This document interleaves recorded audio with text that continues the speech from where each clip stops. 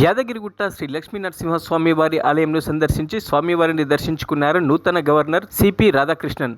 అతిథి గృహం వద్ద స్వాగతం పలికిన CS Shantikumari, collector Hanumanth K Jangade, DCC Rajesh Chandra, EO Bhaskar Rao. ఆలయ తూర్పు త్రితల రాజగోపురం వద్ద సంప్రదాయబద్ధంగా స్వాగతం పలికిన ఆచార్యులు. గర్భాలయంలో స్వయంభూలను దర్శించుకున్న గవర్నర్ రాధాకృష్ణ కుటుంబ సభ్యులు.